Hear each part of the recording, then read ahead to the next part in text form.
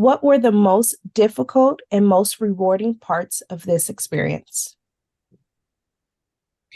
So the most rewarding, I'll start there, was actually just being a part of BB25, meeting and getting to know the 16 other players in the house, um, proving that to myself and my family that, you know, no matter what age you are, you should never stop chasing dreams. Even living life to the fullest. And this experience, I've said for 20 years, 23 years, that one day I was going to be on Big Brother. And I'm very proud of the game that I played as a 63-year-old, and I was able to hang. And so that was rewarding for me. And also, sorry, I think being able to show that I could bring my faith into the game and show that that's okay, to show that I have a trust in God, a belief in God. And that's what carried me through this game. And the fact that nobody was offended by that, but it drew people to me, that was rewarding to me. That was the biggest piece in the whole game, being able to bring people to a sense of faith. Now, difficult. One, of course, finding out about my brother. It took me a lot to stay focused in the game after I found that out. And I had to do a lot of just burying feelings, trying not to let those emotions rise to the surface, because then it caused me to kind of spiral from time to time. So that was difficult. I think also another difficult time was, I think, when I realized that Sari and Jared had betrayed me. That hurt because I entrusted them a lot. And so I never understood why, totally why. And I don't know if it was just they thought that maybe I was playing a better game. I don't know what it was. But when I realized that they were the ones that were really sabotaging my game, I was disappointed in that. And then being put on the block 8 times. I kept trying to figure out why everybody was so comfortable throwing me up on the block, like my feelings didn't matter. And so that was bothersome. But aside from that, I realized it's the game. People had all different kinds of strategies, and all I knew how to do was just be me. You were nominated for eviction several times this season. How did you manage avoiding being evicted all those times until now? Please explain your strategy you used to stay in the house. Well, again, I think my strategy was to just be Felicia. I don't know how to be a fake person, play roles, tell lies, cheat, steal. I did reveal secrets from time to time, but I tried to just stay positive, particularly the weeks when I was on the block, because what I did learn quick is that one bad conversation, the week you're on the block, sends you out the door.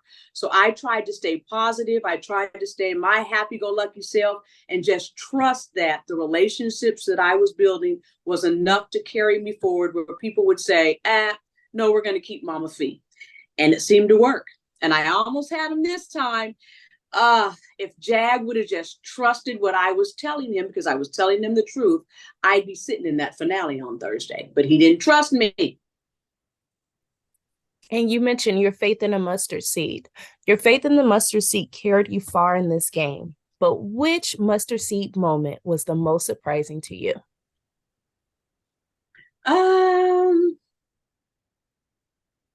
I think the Izzy vote. When I was up on the block in week 6 against Izzy, that was when I really felt like I was going home. And that was a difficult time for me. Again, that's when I found out that Sari and Jared were working against me, and everybody else was trying to keep me. And so I had to dig deep that week to stay in the house, and I realized it. Also, week 9, when I went on the block, that was right after I found out about my brother. And then I realized that, again, Cameron put me on the block, and I was up against Mimi, and I love Mimi to death, and I didn't have any harm words for Mimi. And so trying to convince the jury to keep me I mean, convince the house guests to keep me without sabotaging Mimi, because I didn't want to sabotage Mimi. That's hard, because in order for me to fight for me, you really have to, in a way, fight against the other person. So I was trying to navigate that, where I was never fighting against her, but only fighting for me. Let's talk about your final two with Mr. B. What was your secret to securing Yes. such a loyal ally in the game? Huh? What was your secret to securing such a loyal ally in the game with Mr. B? Me and Mr. B became friends from day one. When I realized that he had my best interest and I had his, it was like, look, I'm trying to help you help the house. I'm trying to help you keep this house clean. I'm trying to help you navigate around all these crazy personalities. And so I realized that if I was nice to Mr. B, if I did some cleanup, if I did some cooking, if I tried to manage resources, because I was trying to manage resources by cooking these family dinners, because otherwise there would have been way more waste than there actually was. So I knew that if I just stayed communicating with him and I stayed real with Mr. B, Mr. B would stay real with me. And we had a perfect duo all the way to the end. What is your most proud accomplishment from the Big Brother experience? Never quitting. My biggest accomplishment was never quitting. Well, I have several.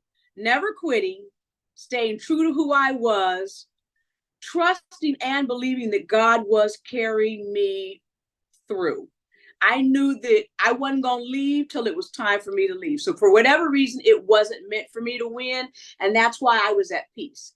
I knew I was leaving yesterday before the vote. I never even asked Jack had he made his final decision, because I already knew.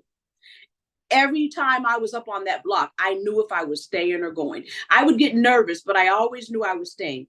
Yesterday, I knew probably within a couple hours of leaving that I was the one getting voted out, and I was okay with that. So trusting my gut instinct, being true to who I was, trying to play a truthful, honest game, and showing that faith will carry you a long way, and being genuine in who you are will carry you a long way. That was what was important to me in playing this game. Who will you stay in touch with after the game? Actually, anybody who's willing to stay in touch with me, I'm willing to stay in touch with them. I genuinely did like everybody in the house. You know, some of them, I think they played a little bit hard in their gameplay, so they made you say, boy, you stupid, girl, you crazy. But I think for a lot of them, they really were playing roles and it wasn't who they are. Um, Genuinely, I think it was a great cast, a very diverse cast, a very fun cast. And God willing, I stay connected to all of them. I hold no hard feelings against anybody that was in that house. And last question. You told Sari that she was the best thing to happen to you in the house. How does it feel knowing you're walking out of the house with such a strong friendship with her? It feels good, because deep down, I know even though she was playing the game hard and sabotaging me, I still think she is a wonderful person. She reminds me a lot of myself, actually.